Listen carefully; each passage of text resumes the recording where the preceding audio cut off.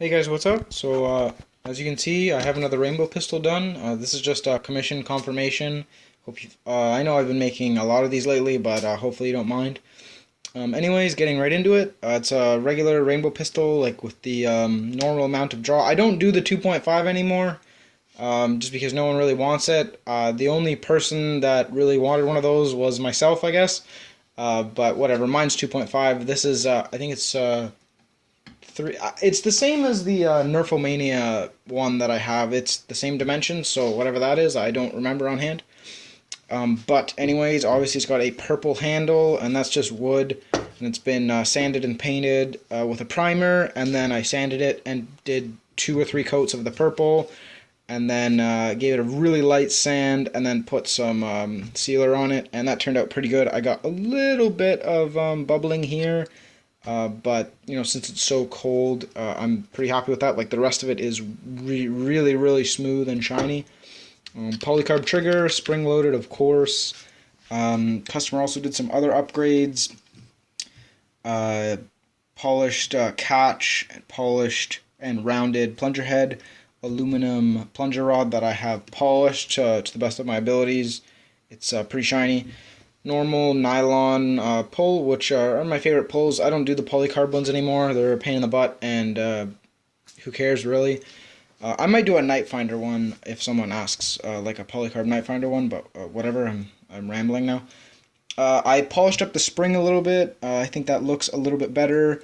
Side plates are rounded. I think that looks nice. They're sanded to, I believe, 800 grit. And one thing I did differently with this, kind of by accident, but I ended up really liking it. I hope the commissioner likes it too. Is instead of doing 3/8 and then a piece of 1/4 inch, they're both 3/8, and it's just like a nice fat rainbow catch. Looks cool in my opinion. Screws are counterbored, so the top of the flathead screws are flush with the polycarbonate, as you can see, and the end of the hole is chamfered, and all black oxide hardware, I should say. Sorry, I misspoke. Regular bushing at the front, pretty basic stuff. Hopefully you can see the plunger head. There's quite a bit of grease on it right now, but it is polished and rounded. Oh yeah, you can tell. And that's a U-cup seal. These are, in my opinion, better than skirt seals. They seal 100% no matter what. They're not finicky at all. You don't have to have the right pressure on them. They just seal 100%. And these are actually meant to be in a moving piston, opposed to a skirt seal that is actually meant to seal around a shaft. Let me actually get one really quick. I'll explain the difference. Okay, so here's a U-cup seal. And this may look similar if you've ever modified a crossbow. This is basically the same shape that's in a crossbow. And these are meant to be in a piston, and these are meant to travel and seal. These, however, this is a skirt seal. This is meant to seal, but it's not meant to be a moving piston head. If I'm not mistaken, this is meant to press fit into a, I don't know, I'm just going to call it a bushing or something. And the actual inner diameter here, the inside part, is what seals. That creates the seal around a shaft that isn't constantly moving. It does move, like, occasionally, but it's not like a piston. This is just sealing around a shaft, and it's just to prevent dirt and grime. So the part that we use, this lip right here, that's actually not meant to create a seal in a moving plunger. It works really good. I think they look really cool, and I do like using them, but you can get one of these for about $5 or $6 US plus shipping, so it ends up being quite a bit. And for the same price, you can get 5 of these, so I prefer this. But anyways, I'm getting off topic. I'm pretty sure I covered the spring-loaded polycarb trigger, and that's just sanded quite a bit and rounded, make it all comfy. I mentioned the aluminum plunger rod. I think we've gone over everything. I guess we'll do the seal test, show you the compression, and do some firing now. Okay, so compression. It's pretty much full compression. I like to leave a little bit of a gap. It's about a 1/16 gap, and that just, I think it prolongs the life of the spring a little bit, instead of having all the coils rammed together all the time. And now the seal. And that's 100%.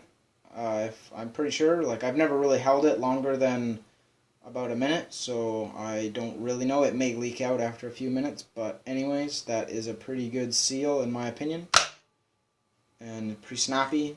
Like the plunger movement, there's quite a bit of lube in here.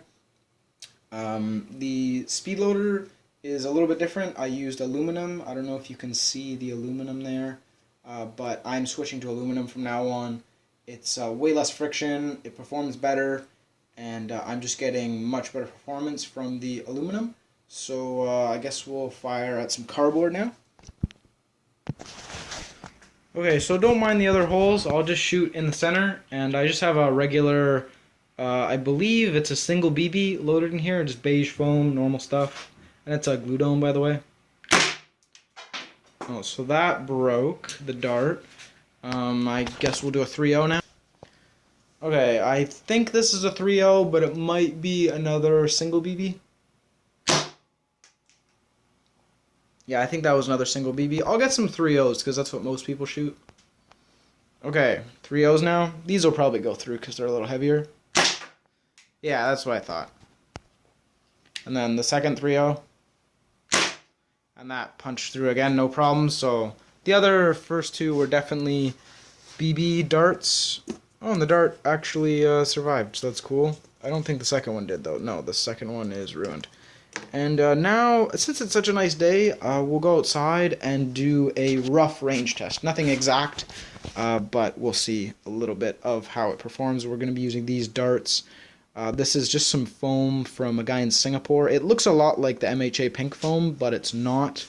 This came in full-length dart blanks, and then I just cut it down. The MHA foam is still up there, and I promised Kane I'd make metal-free darts, so I am. So this isn't his foam, but whatever, I'll see you outside.